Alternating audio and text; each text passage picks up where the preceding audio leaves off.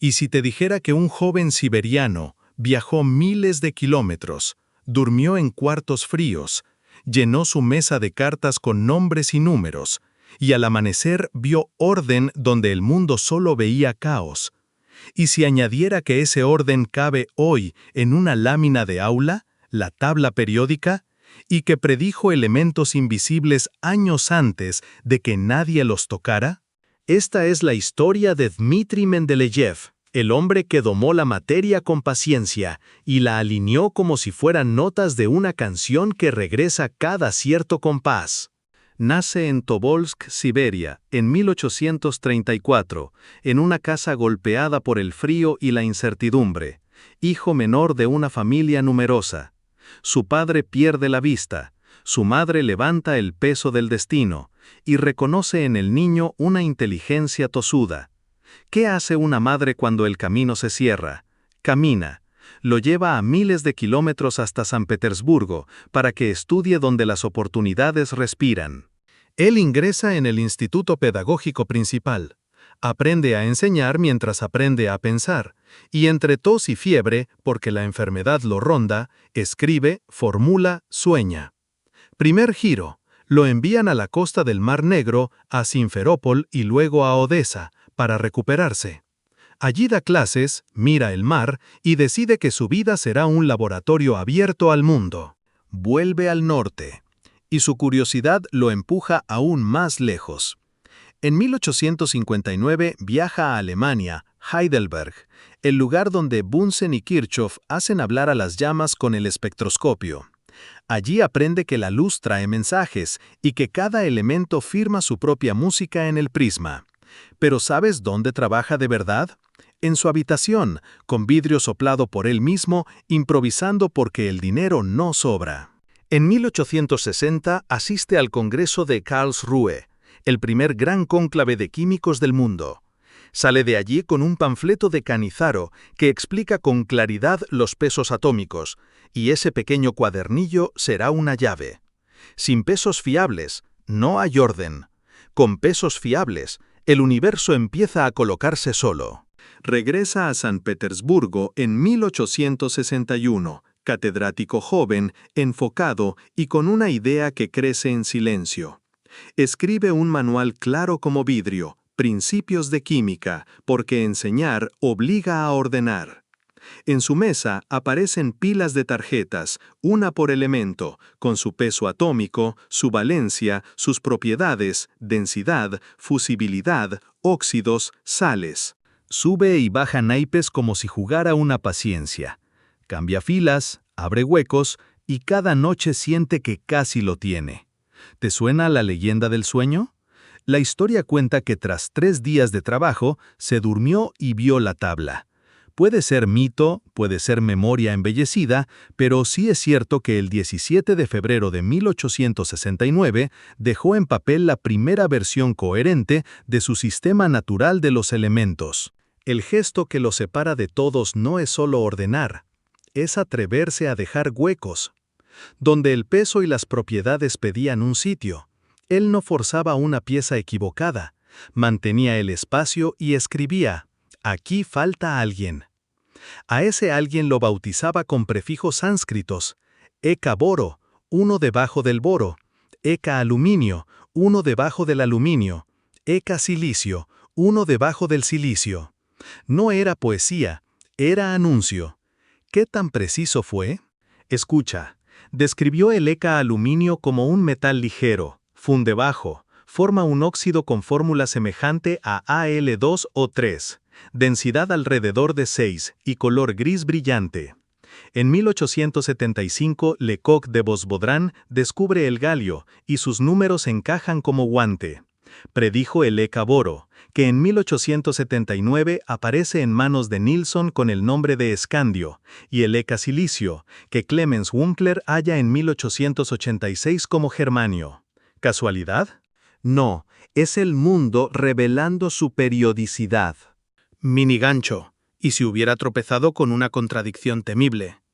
El yodo es más ligero que el telurio, según las medidas de la época, pero su química pide un sitio distinto. Mendeleev decide lo impensable, conserva la posición del yodo junto con el cloro y el bromo, y afirma que los pesos están mal medidos. Apuesta por las propiedades antes que por el número crudo, y gana. Años después, refinadas las masas atómicas, la anomalía desaparece, y más tarde la clave verdadera, el número atómico, explicará por qué la intuición de Dmitri era correcta. Ese coraje para corregir la cifra cuando la naturaleza lo pide es parte de su genio. No trabajaba solo, la época bullía. Lothar Meyer en Alemania elaboraba tablas muy similares y entendió como pocos la periodicidad de los volúmenes atómicos. Hubo disputa de prioridad, controversia de revistas y aulas. ¿Quién llegó primero? La historia reparte el mérito de la ley, pero reconoce algo exclusivo en Mendeleev, la audacia de dejar huecos, de predecir propiedades cuantitativas y de corregir pesos atómicos cerrados para salvar la coherencia química. En 1882, ambos recibirán la medalla Davy, símbolo de una rivalidad que fue también una sinfonía colectiva. Detente un segundo. Imagina un laboratorio de lámparas de aceite. El sonido del vidrio contra el metal, la tinta que seca junto a un brasero. Dmitri escribe con letra apretada, y a su lado sus estudiantes copian, buscan minerales, preparan óxidos, revisan densidades. La tabla no es un dibujo quieto, es un mapa de aventuras. Cada casilla promete un paisaje, cada hueco un tesoro escondido. Y, mientras ese mapa se estabiliza, él continúa con su vida agitada de profesor, autor, perito estatal y polemista. Nuevo giro, el petróleo. Viaja al Cáucaso. Observa torres en Bakú. Discute con ingenieros. Insiste en que el crudo es una mezcla compleja, que no conviene quemar sin más, sino separar por destilación fraccionada. Extraer queroseno, lubricantes, bases para la industria. Entiende el valor estratégico del carbono líquido y presiona por ferrocarriles y oleoductos que lo muevan con seguridad. A su manera, ve el siglo que llegará, de motores y máquinas. Otra faceta, soluciones y densidades. Su tesis sobre las combinaciones del agua con el alcohol le revela comportamientos no lineales, contracciones de volumen, calor de mezcla. De ahí nace, décadas más tarde, una leyenda urbana sabrosa. Mendeleev fijó el 40% del vodka. No, es un mito. Estudió soluciones, sí, pero el estándar de 40% llega por vías fiscales y administrativas. ¿Por qué contarlo? Porque desmontar mitos da crédito a la historia real y la hace más fascinante. Su vida personal también late al ritmo de la época.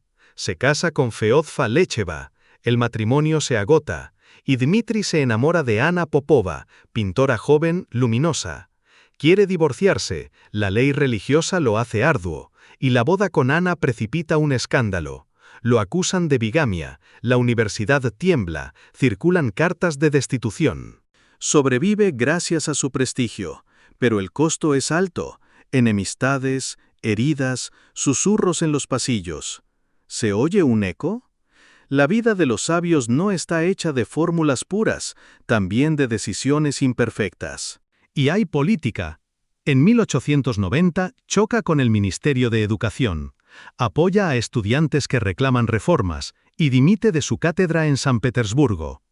2 años después asume la dirección de la Oficina Principal de Pesas y Medidas, donde su vocación de exactitud se vuelve política de Estado. Calibra patrones, impulsa el sistema métrico, visita fábricas, escribe memorias técnicas de una prosa sorprendentemente clara. Si el país quiere modernizarse, necesita metros y kilogramos que signifiquen lo mismo en todas partes. Para él, la justicia también es una balanza bien ajustada. Mini gancho, ¿sabías que hay un elemento que lleva su nombre? En 1955, mucho después de su muerte, los laboratorios de Berkeley sintetizan el elemento 101 y lo bautizan Mendelevio. Un átomo efímero rinde homenaje a un orden perdurable. Es como poner su firma en el extremo de la tabla que ayudó a imaginar. Vuelve la pregunta esencial. ¿Qué es la ley periódica? Es la observación de que las propiedades químicas y físicas de los elementos cambian de manera regular con el aumento del peso atómico, hoy diríamos con el número atómico, de modo que características clave se repiten con un periodo. Electrones, capas, orbitales, vocabulario que Mendeleev no tuvo, pero cuya música ya tarareaba. Sus filas y columnas capturaban semejanzas de valencia y reactividad. Agruparon alcalinos, halógenos, metales de transición y dejaron una promesa: donde haya patrón, habrá descubrimiento. ¿Falló alguna predicción? Varias, y eso es parte del juego honesto. En los elementos de tierras raras, la tabla sufrió tropiezos, porque la química de lantánidos confunde a cualquiera sin mecánica cuántica a mano. También imaginó un ECA manganeso, que no apareció como lo esperaba. Pero el balance es abrumador. 3 aciertos mayores en una década, correcciones certeras de pesos, y una arquitectura resistente que soportó la llegada de gases nobles que al principio no tenían sitio y la revolución del número atómico. El edificio se reformó sin derrumbarse. Detente y mira a Dmitri en su despacho, barba amplia, ojos que parecen leer detrás de las cosas. Tiene fama de carácter fuerte, sentimental, impaciente con la mediocridad. Escribe cartas duras a ministros, discute con colegas, se entusiasma con la aeronáutica naciente, asciende en globos, observa nubes, mide presiones. La curiosidad no conoce paredes. Si algo se puede pesar, medir, ordenar, su impulso lo lleva allí. Giro narrativo, el símbolo del hueco. Si hubiera una sola imagen para resumirlo, sería esa casilla vacía en la fila, rodeada de elementos ya conocidos, con una etiqueta provisional y números aproximados al margen. Porque dejar un espacio es un acto de fe metódica. Es decirle al futuro: aquí hay sitio para ti. Cuando llegaron Galio, Escandio y Germanio, no solo confirmaron datos, confirmaron una forma de pensar. Las aulas del mundo se llenaron de su creación. Un póster en la pared, casillas de colores, símbolos, masas, números de oxidación. Detrás del diseño hay una pedagogía, que el estudiante vea parentescos, intuya reactividades, anticipe comportamientos. La tabla es un mapa mental, y cada viaje por sus columnas enseña a pensar en familia, en tendencia, en regularidades que evitan memorizar a ciegas. Eso también lo inventó Mendeleev, una manera de aprender. Y sin embargo, nunca perdió el sentido práctico. Como perito, evaluó pólvoras sin humo, estudió nutrocelulosa, aconsejó al gobierno sobre seguridad industrial.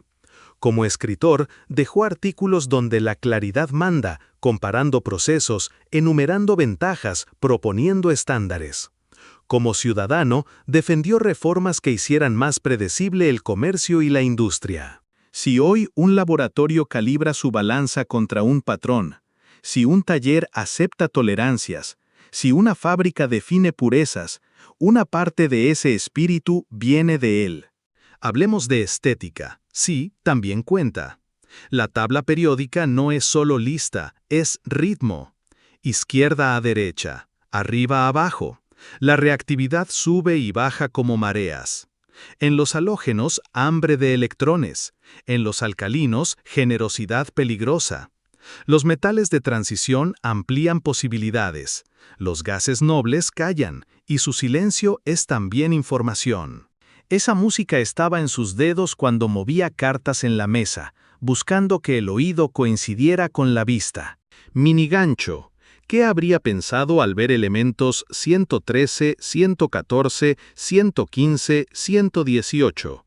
Nombres nuevos, vidas brevísimas. Probablemente habría sonreído, no por el exotismo, sino porque el patrón aguanta incluso allí. La tabla se estira, cambia geometrías, pero el pulso periódicamente regresa. Hay una última controversia que ilumina su modo de trabajar. Cuando la comunidad dudó de sus huecos, Dmitri no gritó más fuerte, afinó datos, revisó densidades, comparó puntos de fusión, releyó reacciones. Ajustó inclusiones y exclusiones con modestia feroz. En ciencia, la tosudez vale solo si está anclada a mediciones. Lo entendió siempre: sin número no hay ley. En 1907, en San Petersburgo, su salud ya no resiste. El invierno parece más largo, el aire más pesado. La ciudad que lo vio polemizar y ordenar lo despide. Sus estudiantes se convierten en maestros, su tabla en un idioma universal. Queda una sensación limpia, dejó una herramienta que no envejece, porque está hecha de relaciones, no de modas. Cierra los ojos un instante. Escucha el rumor de un tren, cartas deslizándose sobre una mesa, un lápiz que se detiene, una respiración que dice: ahora encaja. Piensa en ese momento de alineación íntima, cuando el mundo deja de ser una lista suelta y se vuelve un patrón. Ese instante es Mendeleev, no solo porque lo vivió, sino porque nos enseñó a buscarlo. ¿Y qué nos deja hoy?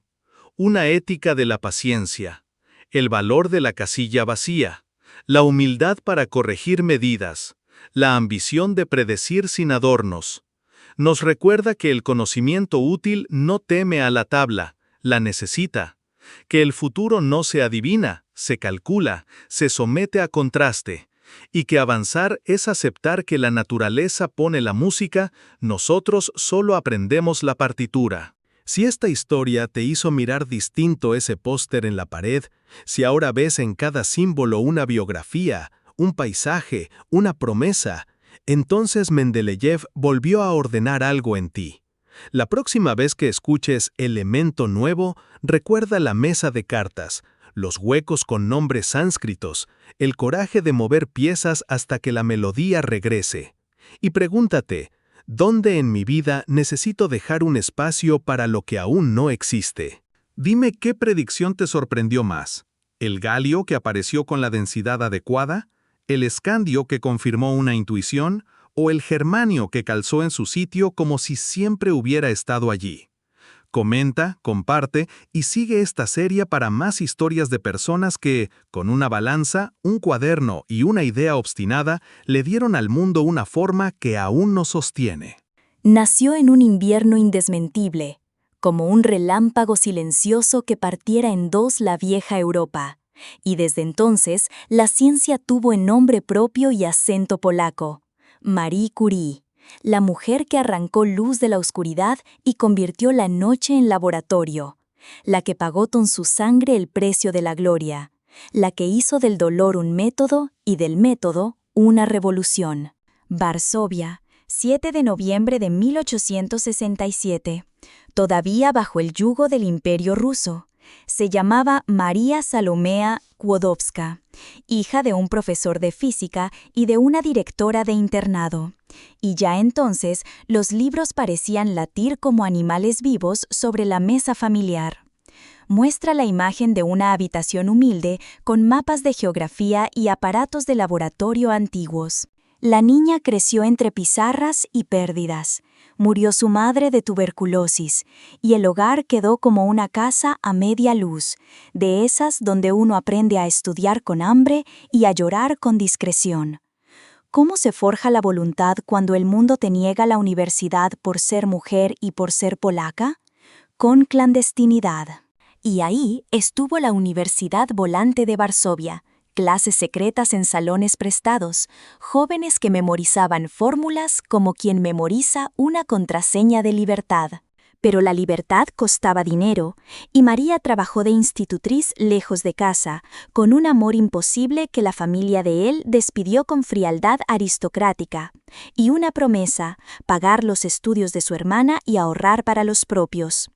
Cuando al fin el tren a París mordió la noche de 1891, María llevaba en la maleta 2 mudas, un francés preciso como un bisturí y una ambición que hacía temblar la lámpara.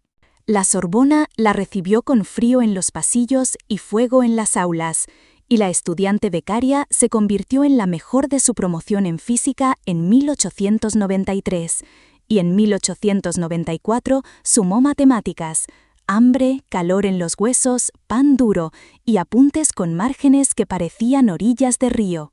¿Se nota ya el ruido de la historia cuando afilas un lápiz?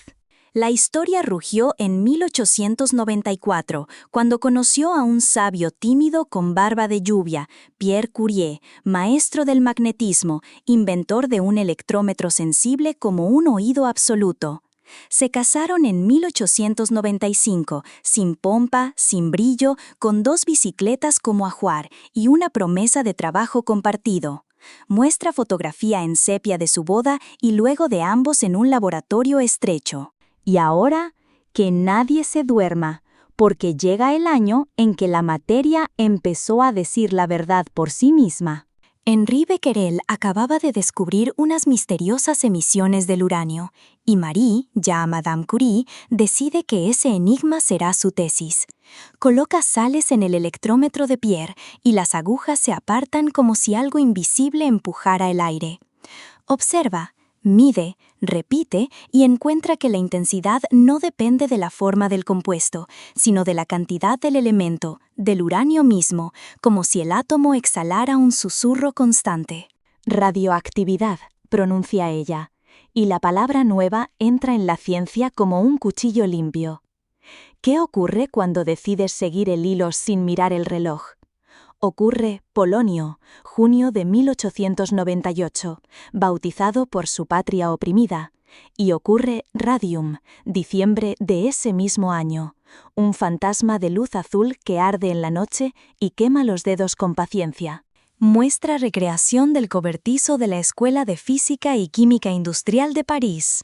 Pilas de pechblenda humeante, ollas gigantes y neblina ácida.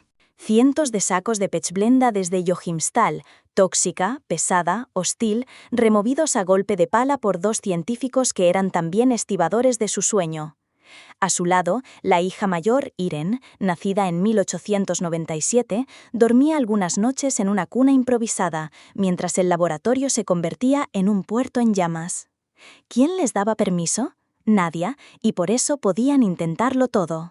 En 1902, Marie y Pierre logran aislar una pequeña cantidad de sales de radio, calculan su peso atómico y el mundo queda un poco más iluminado y bastante más peligroso.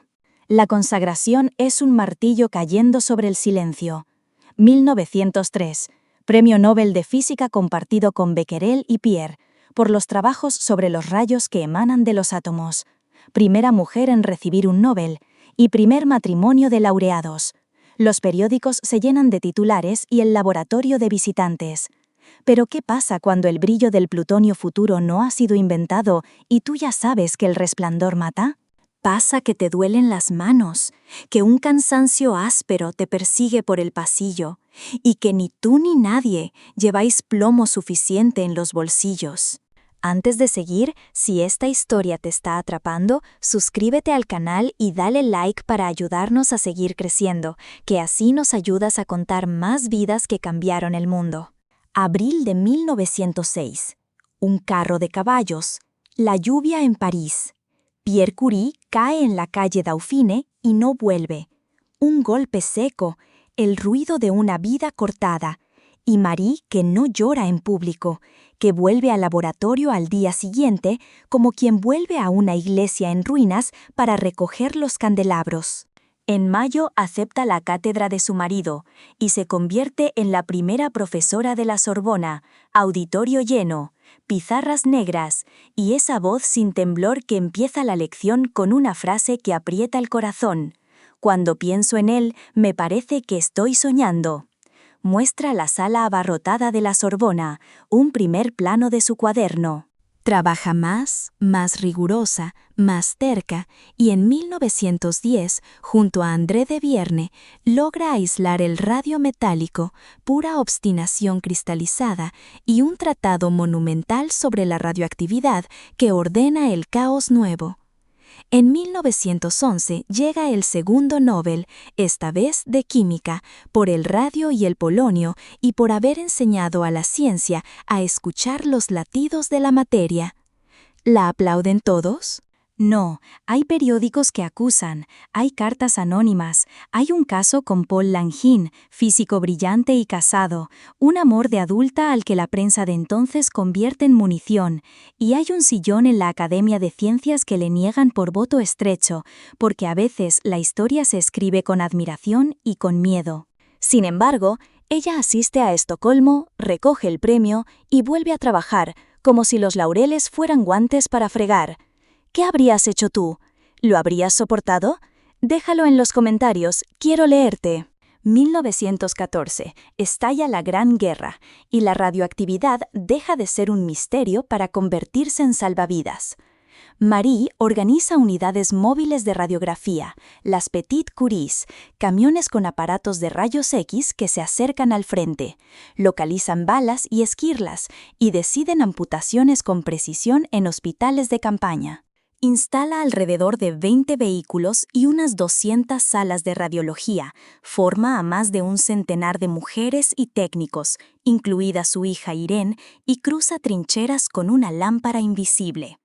Muestra mapas de la línea del frente y fotos de las unidades móviles. ¿Quién pagó esos aparatos? A veces ella, con joyas empeñadas, con cartas a benefactores, porque cuando el dolor manda, la contabilidad se queda sin voz.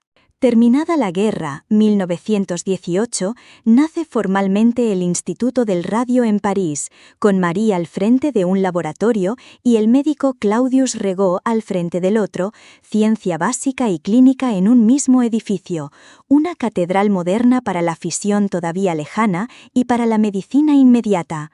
Allí investiga, dirige, discute con voz baja y mirada de acero y al mismo tiempo sueña con Varsovia, con un instituto hermano en la tierra que bautizó al Polonio.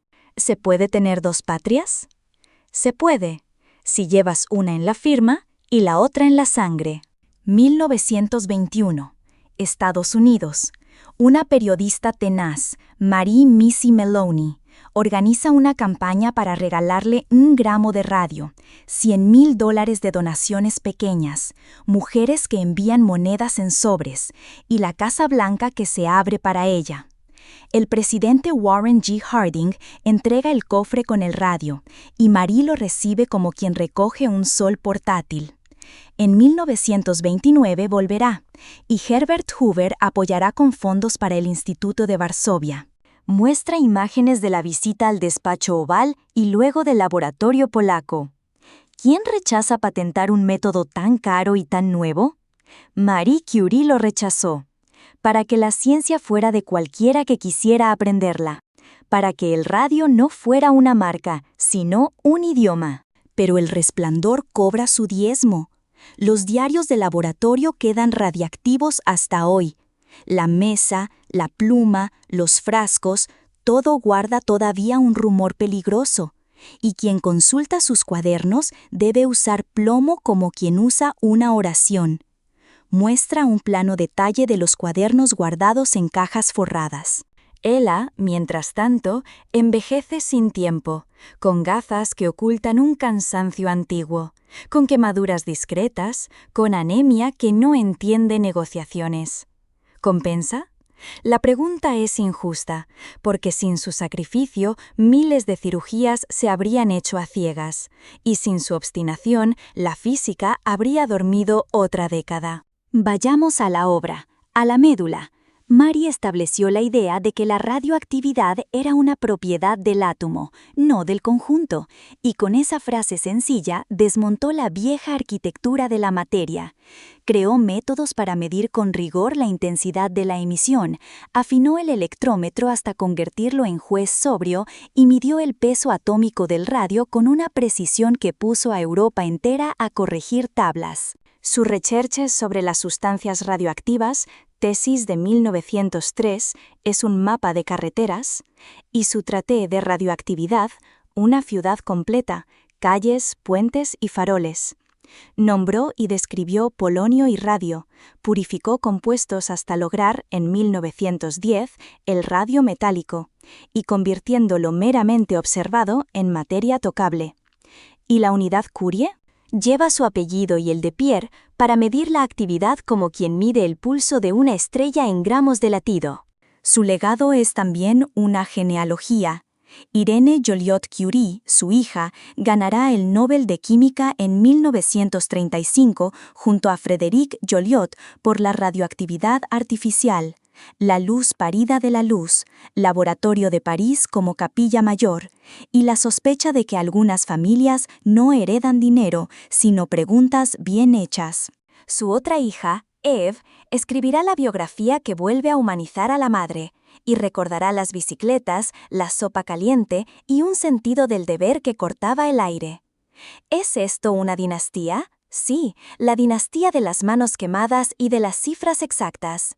También hubo sombras, y no conviene maquillarlas, como su agotamiento físico, las críticas feroces durante el affaire Langen, los celos académicos, el mercadeo salvaje del radio en productos cosméticos y curanderos de feria, cremas radiantes, aguas milagrosas, que ella contempló con disgusto y que el tiempo convirtió en ridículo peligroso. Ella insistió en el rigor, en la protección, en la ética y en separar el descubrimiento de la charlatanería como quien aparta metal de escoria.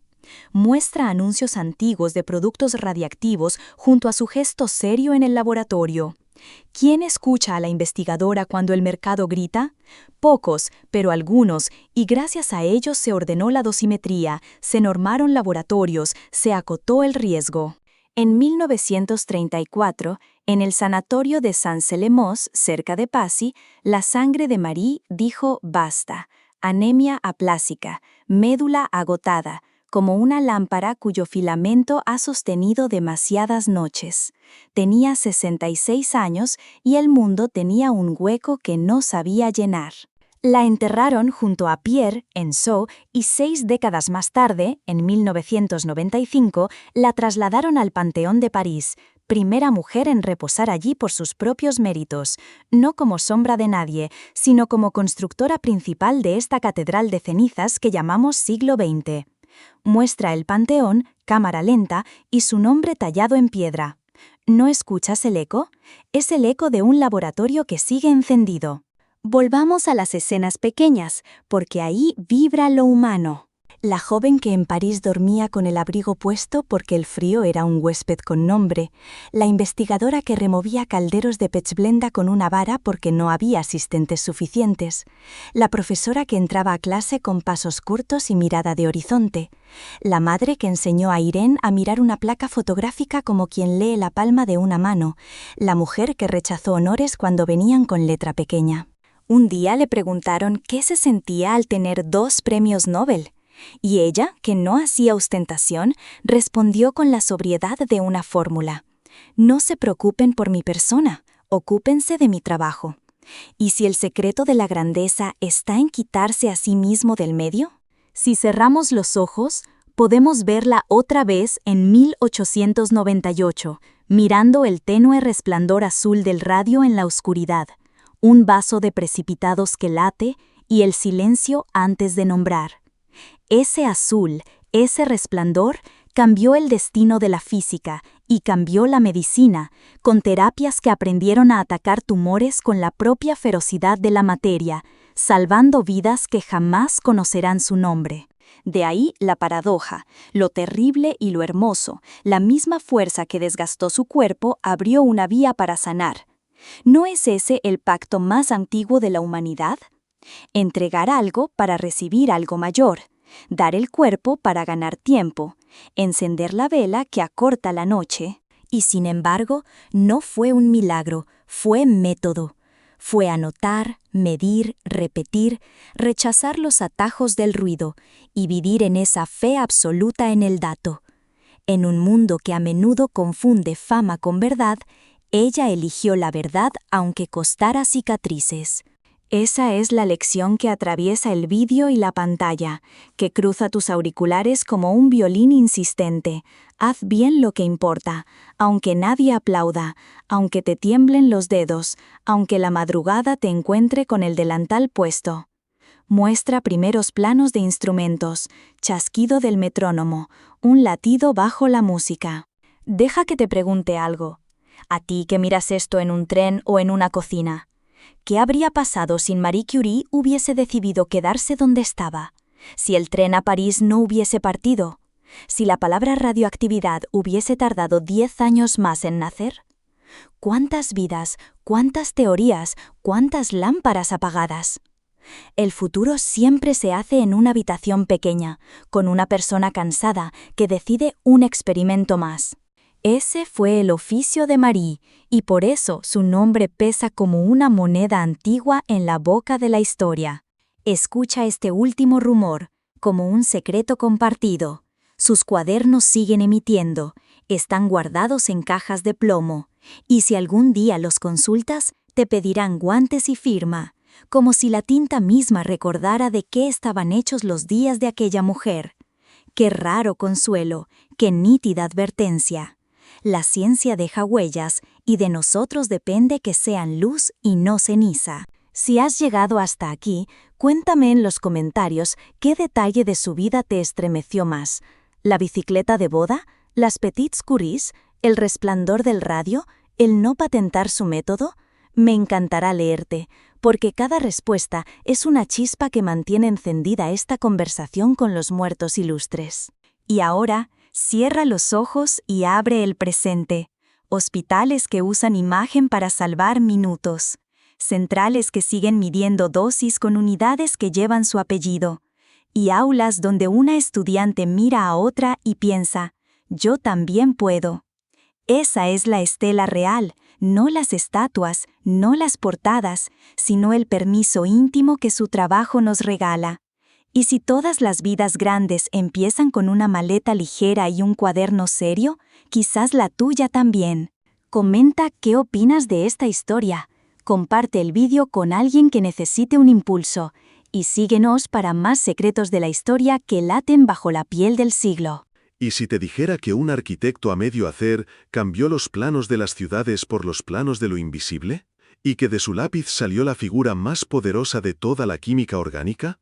¿Y si además te contara que aquella figura no nació en una pizarra, sino en una visión de serpiente que se muerde la cola y que desde entonces dirige fábricas, farmacias y laboratorios? Esta es la historia de Auguste Kekulé, el hombre que convirtió al carbono en un arte de construir y al benceno en el corazón de una era. Nace en Darmstadt en 1829, en una Europa que huele a carbón y a imprenta, donde los trenes empiezan a trazar venas de hierro entre ciudades. Su familia lo imagina ingeniero o arquitecto, profesión sólida, de líneas rectas y cálculo seguro. El joven August entra en ese camino, compás en mano, pero algo se desordena al escuchar los cursos de química en Gießen, el reino de Justus von Liebig. Entra al laboratorio como quien entra a una catedral moderna. Tubos, hornos, vapores, y entiende que hay otra arquitectura, hecha con piezas invisibles. ¿Traición al plano y a la escuadra? No, evolución, de levantar muros a imaginar esqueletos moleculares. Viaja para aprender cómo se aprende de verdad en el siglo XIX, cruzando fronteras y tocando puertas. París le ofrece a Dumas y a Wurtz, Londres le abre la conversación con Williamson, Heidelberg lo acoge como Privatdozent, profesor sin sueldo fijo, armado solo de ideas y tiza. Por doquier, la química orgánica aparece como selva, nombres nuevos, fórmulas empíricas, reacciones caprichosas. Falta una brújula. Kekulé presiente que la brújula no será un dato suelto, será un principio de construcción. 1858. Primer golpe limpio.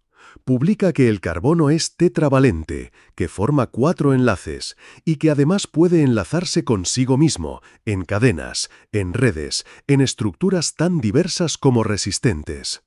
La frase parece corta, pero abre avenidas.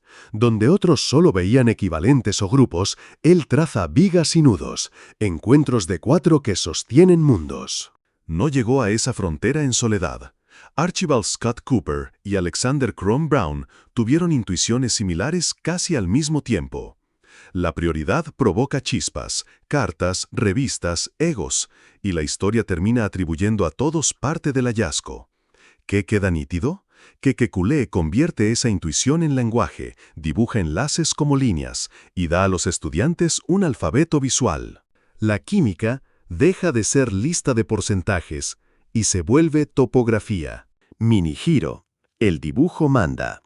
Una fórmula deja de indicar solo cuántos átomos hay y empieza a indicar cómo se tocan.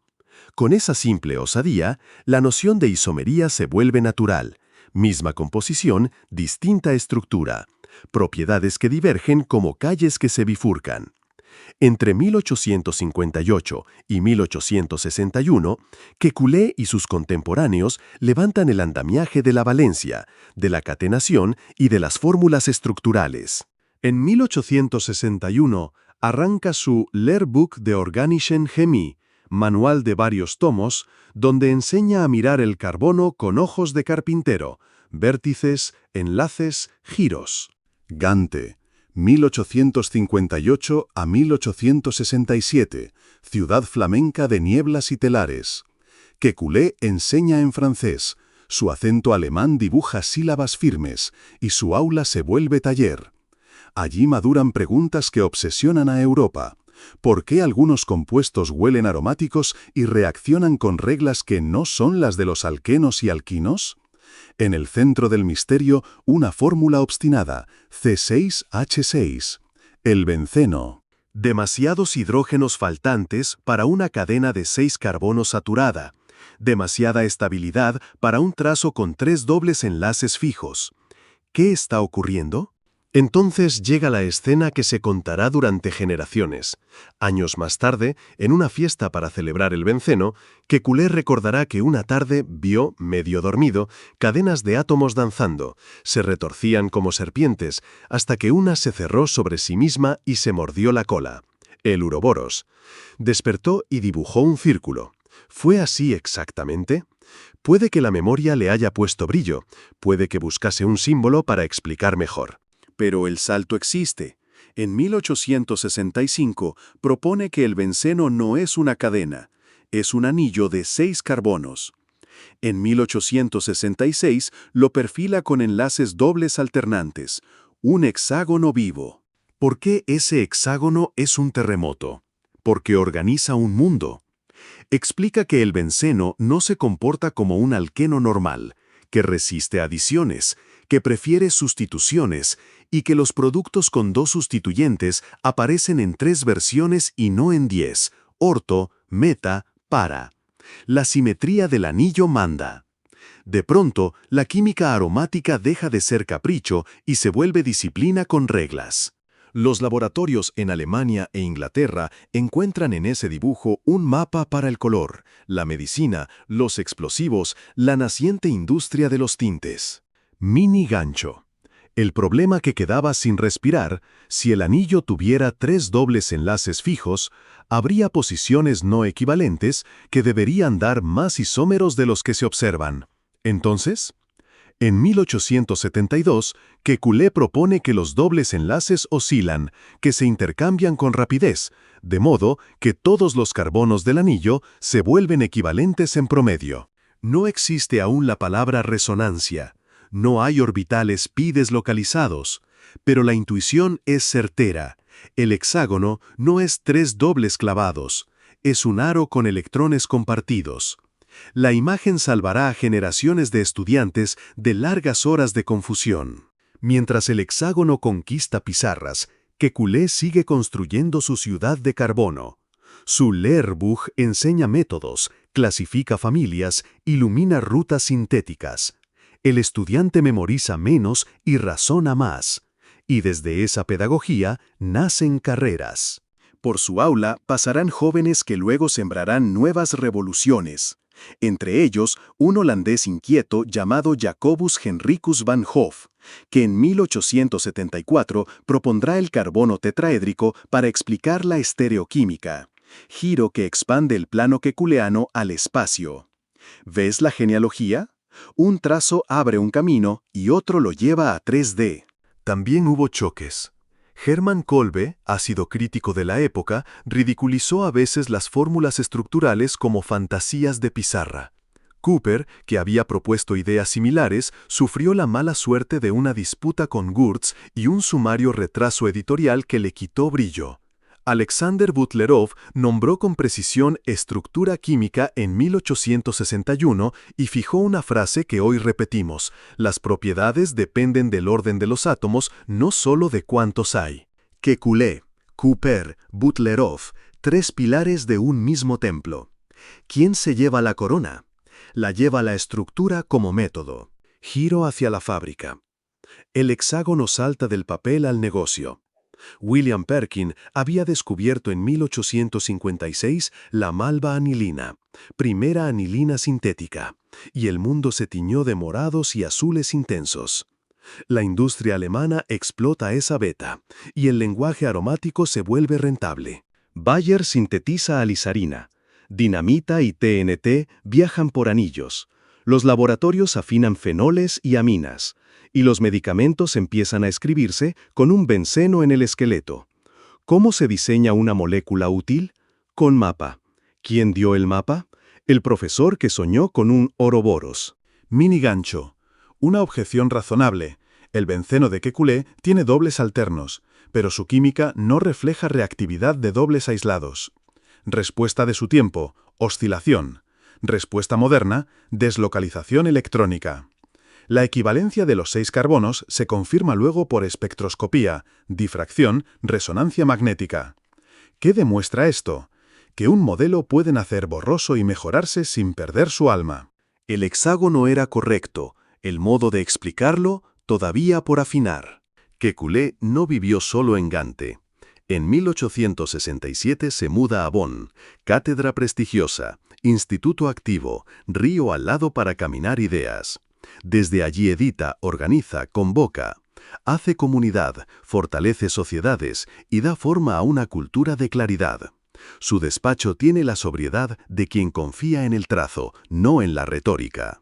A finales de su vida recibe un título de nobleza y su apellido se alarga a Kekulé von Stradonitz, gesto honorario que apenas roza la esencia de su legado. Muere en 1896, dejando aulas llenas y cuadernos con esquemas que seguirán respirando. Pausa. Respira. Volvamos a la chispa del dibujo. Imagina a un estudiante en 1870, tiza en mano, frente a la pizarra. Traza un anillo, coloca 2NO2. Pregunta dónde quedará el tercer sustituyente, si orto, meta o para. Esa simple conversación entre una mano y una forma no existía una década atrás. La fórmula estructural vuelve visible lo que antes era abstracción. De ese gesto nacen estrategias, mecanismos, previsiones de reactividad. Así se fabrica ciencia que no depende solo de memoria, sino de comprensión. Minigancho. ¿Y si el sueño no hubiera existido? La estructura del benceno quizá habría llegado igual por convergencia de datos, recuento de isómeros, resistencias a adición, simetrías.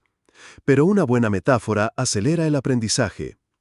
El Ouroboros no es una prueba, es una llave pedagógica. No es casual que Kekulé contara su visión en 1890 en la famosa Bensolfest de Berlín, banquete para festejar 25 años del anillo.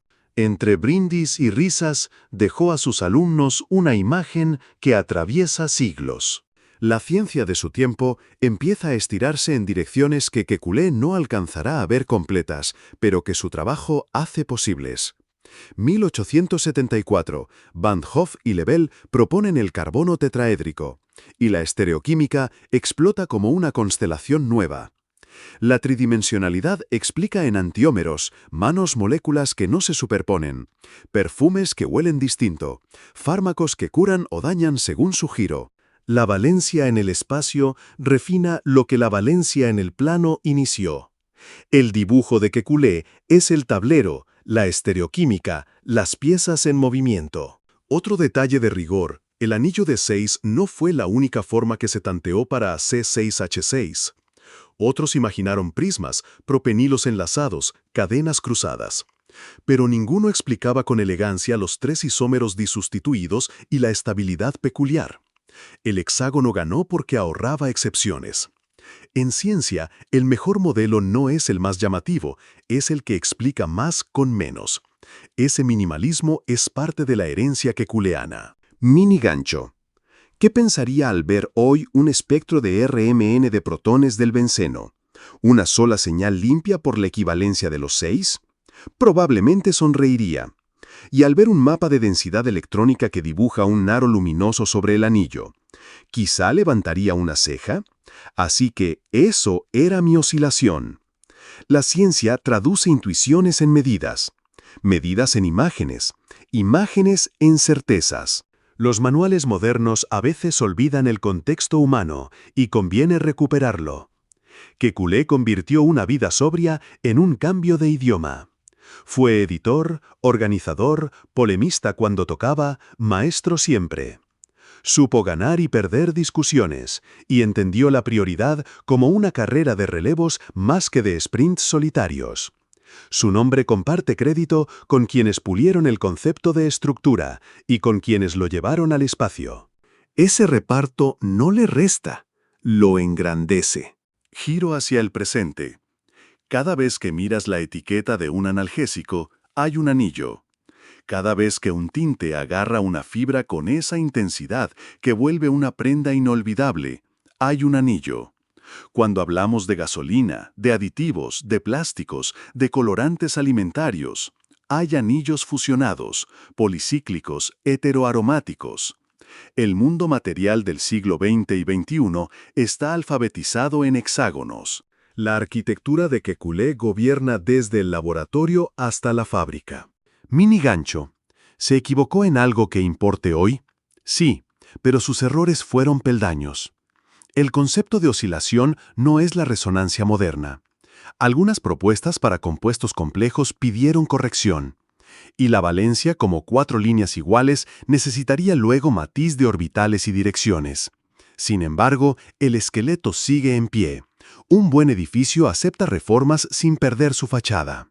A finales de su vida, 1890-1896, Kekulé mira hacia atrás y ve un idioma nuevo que ya no le pertenece, pertenece a todos. Sus estudiantes enseñan a otros. La tabla periódica de Mendeleev, hija también de una buena nomenclatura y de pesos afinados, conversa sin esfuerzo con el lenguaje estructural. Y la química orgánica se prepara para el siglo de los polímeros y de la farmacología. Él se despide con modestia. No deja un aparato prodigioso, deja una forma de pensar que cabe en una pizarra. Imagen para guardar, sin instrucciones técnicas, solo evocación. Una mesa de madera, luz de tarde. Una mano dibujando un hexágono con lápiz blando. En el centro, un vacío que no es vacío, es música de electrones. A un lado, botellas de reactivos. Al otro, telas teñidas que cuelgan de un cordel. El laboratorio y la fábrica conversan en silencio, y la figura que los pone de acuerdo es ese anillo perfecto. Cierro con una pregunta que es también un brindis. ¿Qué te sorprende más de Kekulé? ¿La valentía de afirmar la tetravalencia y la catenación del carbono? ¿La visión del anillo de benceno que ordenó una era? ¿O la humildad de aceptar que un sueño vale solo si obedece a los hechos? Dímelo, y piensa en tu propia vida. ¿Dónde necesitas un mapa que haga visible lo invisible? ¿Un dibujo que te permita decidir con menos memorias y más sentido? Porque al final eso nos regaló, un plano que cualquiera puede aprender y que aún hoy sostiene la ciudad inmensa de la química. Si esta historia te hizo oler el benceno de la pizarra y la tinta de un libro, si te ayudó a ver hexágonos donde antes solo veías letras, ya cumplió su viaje hasta ti. Comenta qué episodio te voló la cabeza, comparte para que otros descubran al arquitecto del carbono, y sigue para más vidas de quienes, con imaginación y pruebas, con tiza y fuego, levantaron los edificios invisibles de nuestro mundo. ¿Y si te dijera que un abogado tímido de Turín se atrevió a contar lo incontable, a poner números donde solo había niebla y a imaginar moléculas cuando casi nadie distinguía entre un átomo y un soplo de gas? ¿Y si añadiera que su idea fue ignorada medio siglo hasta que una generación posterior la rescató y cambió para siempre la química? Esta es la historia de Amedeo Avogadro, el hombre que enseñó al aire a hablar con cifras y nos dejó una llave para medir lo invisible. Nace en 1776 en Turín, entonces capital del reino de Cerdeña-Piamonte, en una familia de juristas. Se llama Lorenzo Romano Amedeo Carlo Avogadro di Quaregna e di Cerreto, nombre largo para una vida serena y obstinada. Estudia Derecho, obtiene su doctorado muy joven y empieza a ejercer. Pero hay otra pulsión que lo tira de la manga: las matemáticas, la física, la exactitud que no admite retórica. En secreto primero, luego sin disimulo, cambia de toga por pizarras, de alegatos por fórmulas. ¿Te suena a traición? Fue una lealtad a sí mismo. Mini Giro, Vercelli. En 1809 lo nombran profesor de filosofía natural en el Real Colegio de esa ciudad. Es una cátedra modesta, pero le ofrece un laboratorio mental para ordenar el mundo. Allí lee a Lavoisier, a Dalton y se fascina con una ley recién publicada por Gay-Lussac. Los volúmenes de gases que reaccionan entre sí lo hacen en proporciones simples, enteras, casi musicales. Si un volumen de hidrógeno se combina con medio volumen de oxígeno para formar agua, ¿qué significa eso en términos de unidades internas? Si el cloro y el hidrógeno se abrazan en volúmenes iguales para formar ácido clorhídrico, ¿qué nos dice ese abrazo sobre su arquitectura? La intuición llega como una frase clara, casi humilde, escrita en francés para que la Europa científica la entienda. 1811. A igual temperatura y presión, volúmenes iguales de gases contienen el mismo número de moléculas. Sencillo de decir, revolucionario de pensar. Avogadro propone distinguir entre átomos, las moléculas elementales, y moléculas, agrupaciones de átomos, y sugiere que algunos elementos gaseosos no viven como átomos sueltos, sino como pares diatómicos. Hidrógeno como H2, oxígeno como O2, nitrógeno como N2, cloro como Cl2. ¿Por qué es un terremoto? Porque resuelve a la vez dos rompecabezas, las proporciones de Gay-Lussac y los pesos atómicos de Dalton. Si las moléculas de gases ocupan el mismo volumen en las mismas condiciones, entonces sus relaciones de volumen reflejan relaciones de número, y podemos calcular masas relativas sin magia. Imagina la escena: una sala sobria, lámparas de aceite, un hombre de gesto discreto ordenando cifras. No hay experimentos espectaculares, no hay diamantes ardiendo. Hay lógica, hay coherencia, hay un mapa conceptual que de pronto alinea islas dispersas. Avogadro toma el agua y se atreve con algo que muchos evitan. Si el hidrógeno y el oxígeno se combinan en proporción volumétrica 2:1 y cada volumen contiene el mismo número de moléculas, entonces la molécula de agua tiene 2 átomos de hidrógeno por cada átomo de oxígeno, H2O, no HO, y el ácido clorhídrico volumen a volumen pide una molécula HCl, no complicaciones innecesarias. ¿Notas el alivio? De pronto las fórmulas dejan de ser caprichos y se vuelven deducciones. Giro de tensión, casi nadie escucha. La propuesta aparece en un artículo sobrio, en una revista que no grita, y entre guerras y rivalidades pasa de largo. Berzelius mira con reserva, Dalton no compra la diatomicidad, y muchos confunden átomo con molécula como si fueran sinónimos. En 1814-1815, Ampère sugiere ideas similares, pero el viento de la época arrastra las palabras. Avogadro insiste con paciencia, publica más, y en 1820 consigue una cátedra de física matemática en la Universidad de Turín. Un año después estalla la agitación política. Él simpatiza con reformas constitucionales y pierde el puesto. Silencio, trabajos discretos, familia numerosa, una fe tranquila en que la razón no caduca. Vuelve a la universidad en 1833 y poco después destila su enseñanza en una obra extensa, Física de Corpi Ponderabili, 4 volúmenes que recogen su forma de mirar. Es prosa de profesor, firme, sin chispazos teatrales. Sus estudiantes aprenden que los números son brújulas y que el aire, ese actor invisible, obedece reglas sencillas si lo tratas con respeto. ¿Lo coronan? No, el gran reconocimiento no llega en vida. Por eso su historia conmueve. No hay triunfo temprano, hay siembra. Y eso también es ciencia. Mini gancho, un aula lejana. Karlsruhe, 1860. 4 años después de su muerte. Los químicos más brillantes se reúnen para poner orden en el caos de fórmulas y masas. Estanislao Canizzaro reparte un folleto claro y frontal, basado en las ideas de Avogadro, y de repente muchas piezas encajan. Los asistentes regresan a sus países con un método para distinguir átomos de moléculas, para asignar fórmulas correctas, para calcular pesos con criterio. De ese congreso saldrá una tabla periódica posible, la de Mendeleev, y también una deuda moral, darle a Avogadro el lugar que merece. A veces las semillas tardan décadas, pero florecen. ¿Qué encierra exactamente su ley? Que a temperatura y presión constantes, el volumen de un gas es proporcional al número de moléculas presentes. Si duplicas moléculas, duplicas volumen. Si las divides, el gas se recoge. Esa simple proporcionalidad, escrita como V proporcional a N, se combinará con Boyle y con Charles y terminará en la ecuación ideal PV es igual a nRT, ese mantra que abre puertas en laboratorios y aulas. ¿Y el número de moléculas por cantidad de sustancia? Vendrá después. A finales del siglo XIX y principios del XX, investigadores estimarán cuántas entidades hay en un mol, y el mundo bautizará ese valor con su nombre, el número de Avogadro. Hoy la cifra está fijada exactamente por definición del psi, un 6,022 seguido de un desfile de dígitos.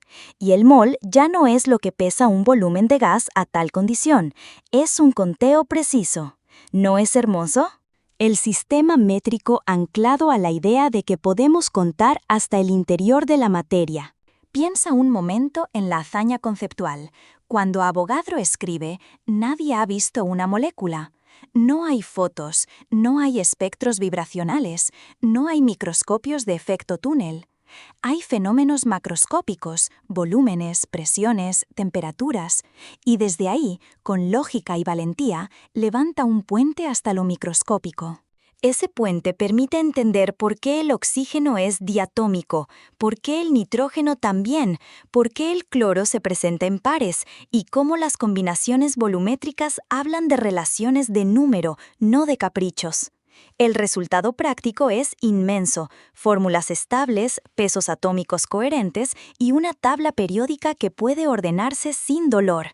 Giro de carácter. Avogadro no es un tribuno, es un maestro prudente. Vive en Turín casi toda su vida, casa modesta, rutina de estudio, devoción familiar. Se casa, tiene varios hijos, camina por las mismas calles, entra y sale del aula con puntualidad. Deja cartas donde se adivina un hombre cortés, exacto, alejado de la vanidad. Su fama póstuma contrasta con su perfil en vida. Quizá por eso su historia seduce. Demuestra que una idea grande no necesita una voz alta, necesita consistencia. ¿Hubo errores en su camino? Por supuesto, como en todo pensamiento pionero. La noción de molécula elemental podía confundir, y la diatomicidad de los elementos gaseosos tardó en ser aceptada. Además, sin técnicas que mostraran directamente las masas moleculares, algunas asignaciones dependían de corazonadas razonables. ¿Pero qué corazonadas? El tiempo y la instrumentación las confirmaron. Cuando la espectroscopía de finales del 19 y comienzos del 20 vio danzar a moléculas diatómicas, Avogadro sonrió desde sus páginas. Y cuando la teoría cinética de los gases devolvió V es proporcional a N de manera natural, su ley dejó de ser hipótesis y se volvió necesidad. Minigancho, una cifra con música. 6022 por 10 a la 23. Densa como un río de piedras. Una cucharadita de agua contiene más moléculas que cucharaditas de agua hay en todos los océanos del planeta. Un aliento tuyo exhala tantas moléculas que algunas cruzarán el mundo y entrarán en pulmones distantes. Probabilidad contra el tiempo, avaladas por ese número. El número de Avogadro no te pide imaginar granos de arena, te pide aceptar un exceso que solo el rigor puede domar. Y ahora piensa en la belleza administrativa, desde 2019. Un mol es exactamente esa cantidad de entidades, lo que fija una escala universal para la materia, desde una célula a 1 kilogramo de silicio ultrapuro. El legado toca muchas puertas. En química orgánica, saber cuántas moléculas reaccionan permite diseñar síntesis, calcular rendimientos, evitar desperdicios. En bioquímica, convierte una señal microscópica en una tasa de reacción medible, en moles por litro en una ecuación que predice. En ciencia de materiales, enlaza densidad con estructura, apila átomos en redes, calcula defectos. En meteorología, traduce presión y temperatura en conteos de moléculas moviéndose como enjambres. Todo eso vibra con su ley. La química deja de ser catálogo de colores y se vuelve aritmética de mundos. Giro histórico, la relectura que lo salva.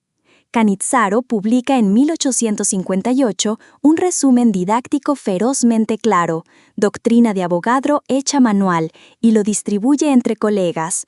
El efecto es inmediato, como si de pronto alguien hubiera limpiado los lentes del siglo.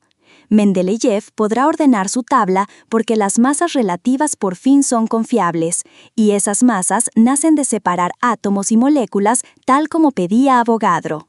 La posteridad se organiza, y el nombre del turinés asciende a los títulos de los libros. Nadie recuerda al abogado, todos recuerdan al que contó lo invisible. Regresemos al hombre cotidiano. Caminaba despacio. Era reservado, y en sus clases evitaba el ruido. Cuentan que repetía con paciencia, que corregía con suavidad, que prefería el silencio atento a la jactancia. Su oficina tenía pocos adornos, pilas de papeles, instrumentos modestos, y esa certeza íntima de que la naturaleza ama la ley si uno la formula bien. Murió en 1856, en la misma Turín que lo vio nacer, sin imaginar quizá que su apellido se volvería constante universal, invocada en laboratorios de todos los continentes. Mini gancho, ¿cómo suena su ley? Si cierras los ojos, la oyes como un latido que acompasa el gas dentro de un frasco. A la derecha, subes la cantidad de sustancia y el volumen responde. Se estira, duplica si duplicaste. A la izquierda, bajas moléculas y el volumen cede, encoge, se ajusta. No hay dramatismo, hay obediencia tranquila. Es la música de las multitudes invisibles. Su huella también es cívica.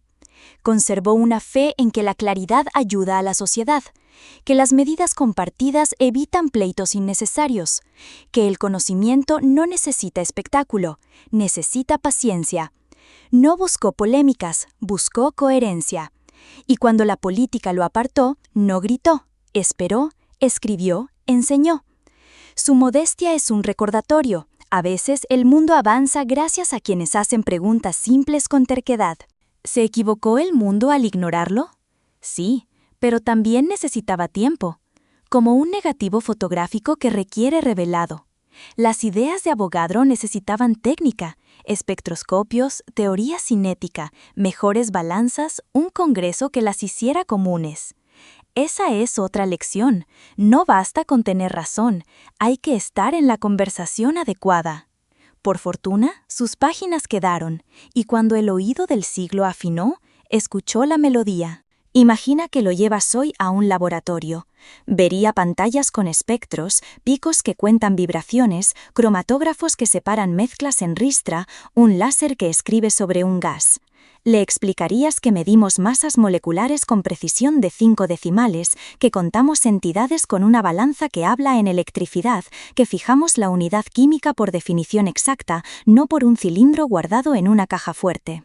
Creo que sonreiría y quizá preguntaría algo pequeño, incisivo, como si su ley necesitara un último ajuste. ¿Y tú? Con alivio, le mostrarías cómo sus intuiciones gobiernan aún cada manual.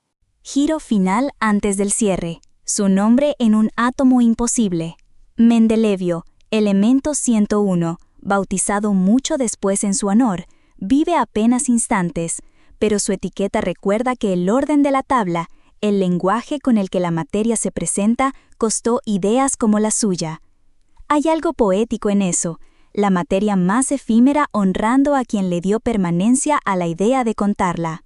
Y ahora, una imagen para guardar. Una copa invertida sobre una cubeta de agua.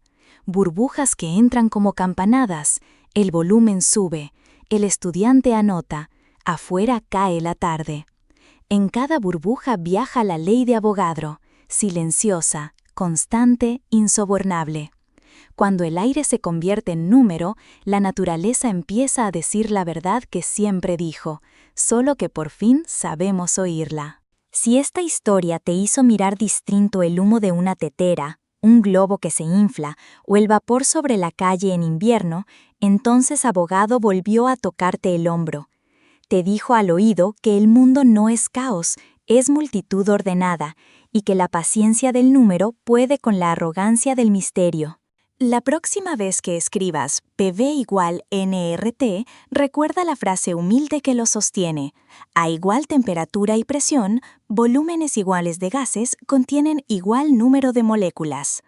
Y pregúntate, con la misma calma con que él lo hizo, si tus certezas están contadas o solo supuestas.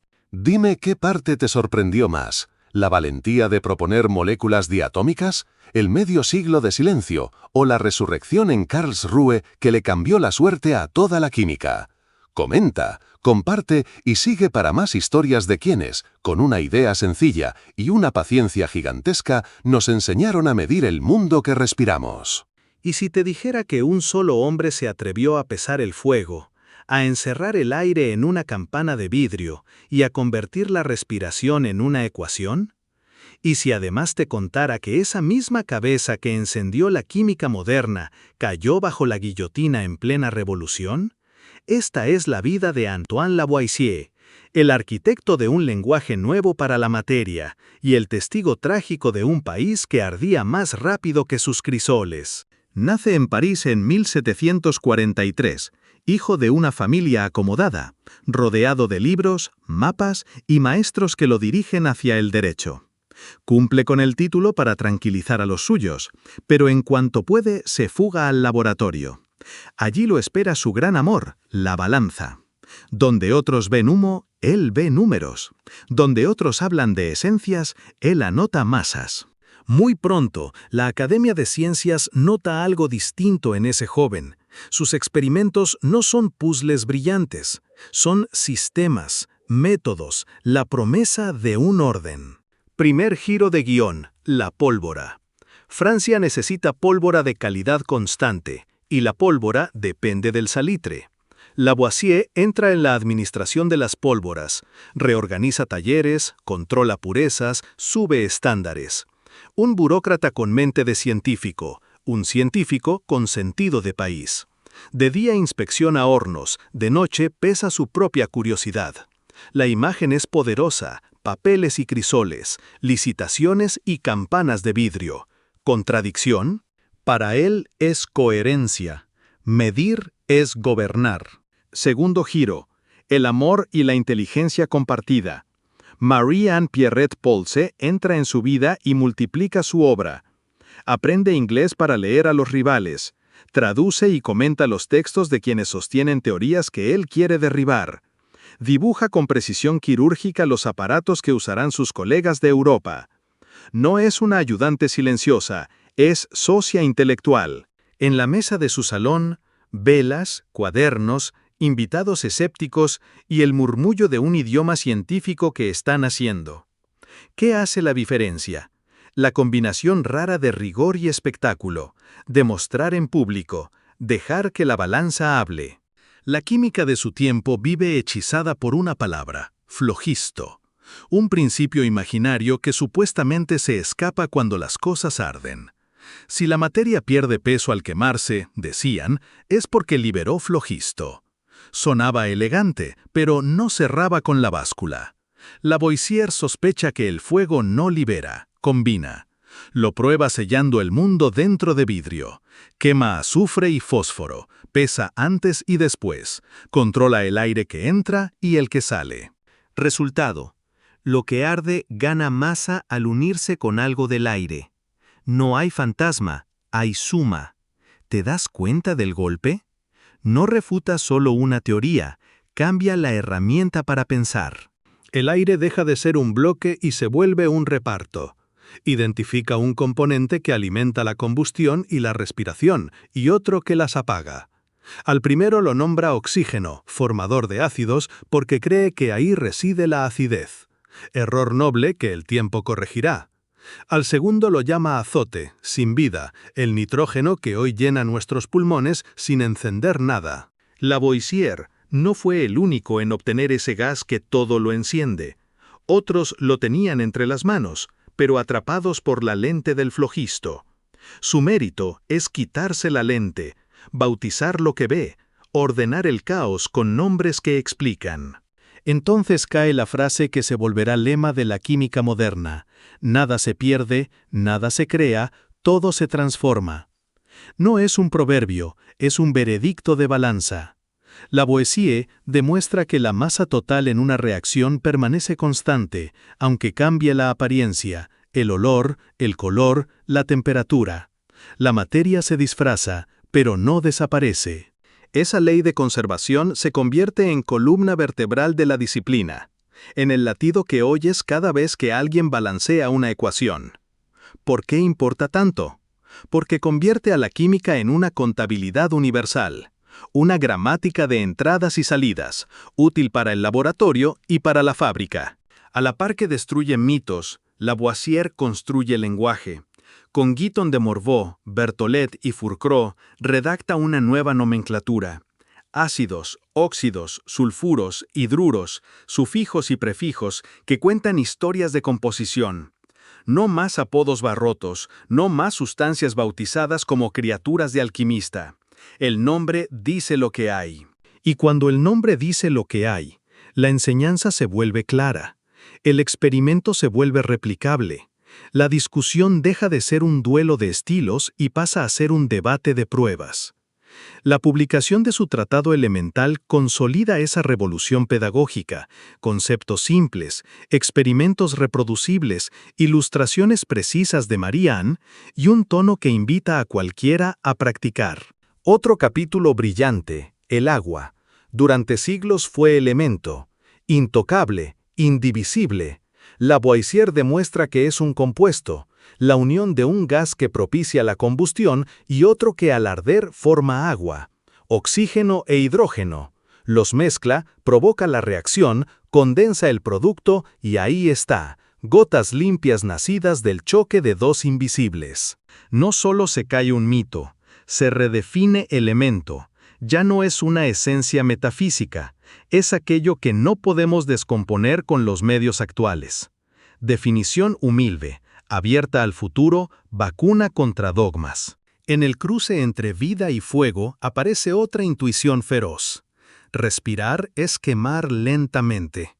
Con dispositivos ingeniosos, calorímetros de hielo y campanas medidoras, compara el calor liberado por un animal y por el carbón, y descubre el parentesco, en ambos, oxígeno que entra, dióxido de carbono que sale, calor como moneda de cambio. Comer, moverse, pensar, se vuelven balances energéticos. La fisiología nace alimentada por la balanza. ¿Parece obvio hoy? Fue audaz entonces, un puente entre química y vida que todavía cruzamos. Pero la ciencia real no camina sin tropiezos. Lavoisier defendió el calórico, ese supuesto fluido del calor, un error que la termodinámica barrerá. También exageró el papel del oxígeno en la acidez.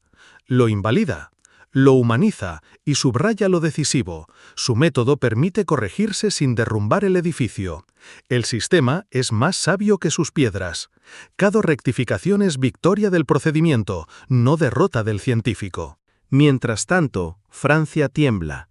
El antiguo régimen se desploma, las calles hierven, los clubes y las asambleas reescriben el mundo. Lavoisier no es solo el sabio del laboratorio, es también recaudador en la ferme general, el odiado sistema de arrendamiento de impuestos. Allí cosechará enemigos. Su firma en recibos impopulares pesará más que todos sus balances. Intenta compensar con servicio público, reforma de pólvoras, informes sobre instrucción, comisiones para unificar pesos y medidas, impulso a ese sueño de justicia numérica que será el sistema métrico. 1 metro igual aquí y allá, 1 kilogramo igual en todas partes, una república de equivalencias. Pero la política es un ácido más fuerte que cualquiera en su armario. La escena final es conocida y a ratos legendaria. 8 de mayo de 1794. Lo llevan ante el Tribunal Revolucionario. El juicio es rápido, la sentencia inevitable. Corre la frase cruel, probablemente apócrifa, de que la República no necesita sabios. Lo cierto es que perdió la vida ese día, junto a otros recaudadores.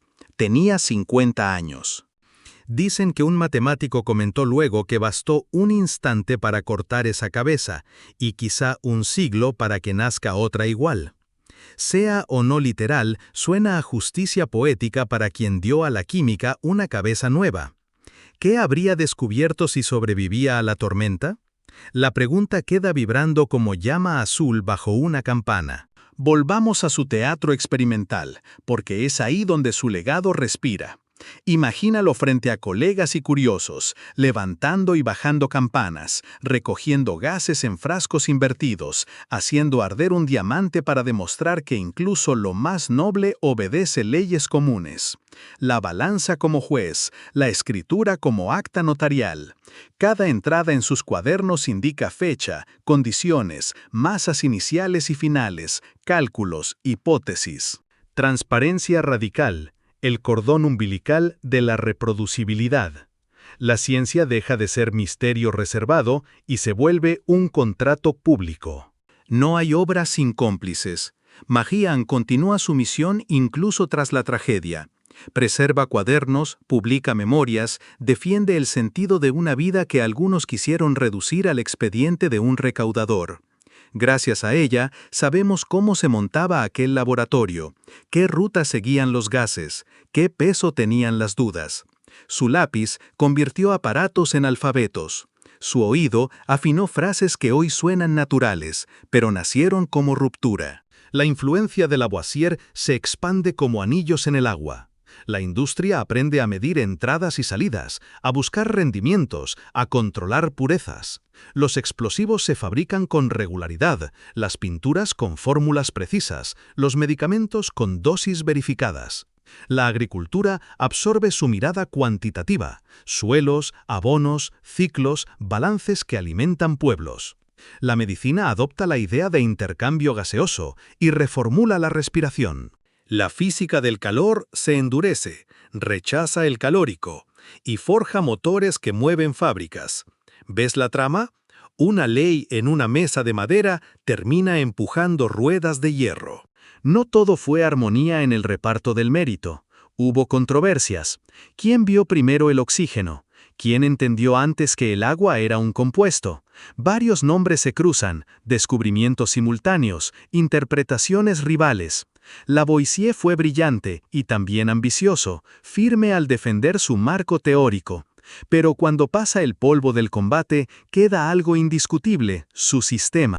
Con él, los hallazgos ajenos encuentran lugar. Las piezas del rompecabezas encajan en una imagen compartida. La química deja de ser una colección de trucos y se vuelve un edificio con planos. Pausa para mirar un detalle que lo define. La estética de su laboratorio. Vidrio limpio, latón bruñido, luz pareja. No es capricho, es método. La claridad visual acompaña la claridad conceptual. Los aparatos son frases, los tubos, conectores, las válvulas, signos de puntuación. La campana que sella el aire es como un paréntesis que protege un argumento. No es casual que sus demostraciones fueran públicas, el espectáculo no resta, suma convicción. Su mundo administrativo también merece miradas sin prejuicios. Sí, fue parte de una maquinaria fiscal impopular. Sí, esa pertenencia lo hizo vulnerable. Pero dentro de ese engranaje promovió reformas técnicas, evaluó políticas agrarias, estudió finanzas con la misma obsesión por el dato. Había en él una idea de ciudadanía basada en la medida. Un país justo pesa con balanzas iguales.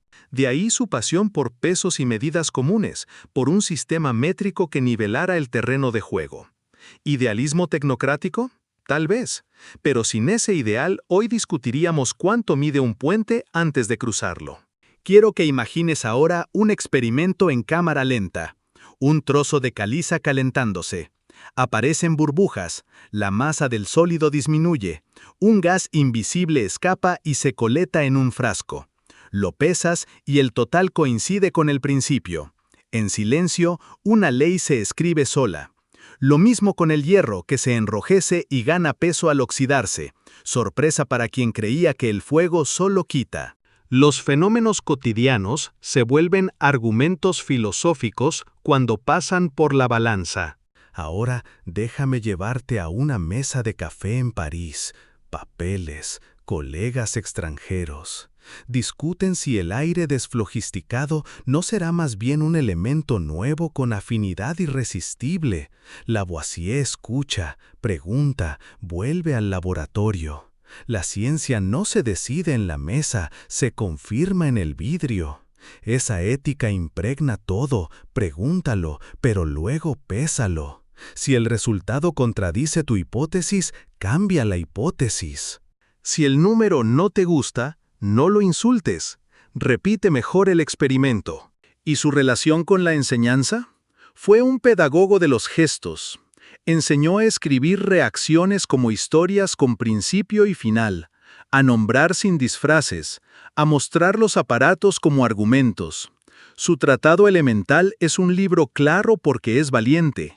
No se esconde en jerga, apuesta porque el lector entienda. Esa audacia pedagógica es parte de su revolución. Cambiar palabras cambia mundos. Si adelantamos la película hasta nosotros, su ley de conservación sigue dictando modestia. No existe fuera para la materia, solo transformaciones. En tiempos de industria y clima, esa idea se vuelve ética. Lo que tiras a la atmósfera no desaparece, cambia de rostro. Capturas de carbono, química verde, balances de masa en ciclos productivos, todo respira su herencia. La balanza del siglo XVIII sostiene nuestras decisiones del XXI. ¿Cuánto vale una ley así? Vale como una brújula en una noche larga. Imagina que entra a un laboratorio actual. Robots pipetean, espectrómetros cantan, programas ajustan curvas en segundos. Lavoisier sonreiría, pero buscaría la balanza. Preguntaría por el error experimental, por la calibración, por los controles. Porque el corazón de la verdad no está en el brillo del instrumento, sino en la disciplina del número. Él lo sabía cuando pesaba cenizas, nosotros lo recordamos cada vez que dudamos de un resultado bonito. Regresemos al filo de la cuchilla, a esa mañana de mayo. La historia a veces parece una reacción mal controlada, calor excesivo, frasco agrietado, fuga. La guillotina cortó más que cuellos, cortó líneas de investigación, redes de colaboración, días de laboratorio que no sucederán. Sin embargo, y aquí la paradoja, su método sobrevivió. Porque un buen método es como un catalizador robusto, no se consume en la reacción, se transmite. Sus discípulos, sus lectores, sus críticos, lo incorporaron a una cultura que ya no se disuelve. Tal vez la mejor imagen final es mínima. Una aguja en reposo, centrada, obstinada. A un lado, un trozo de metal oxidado.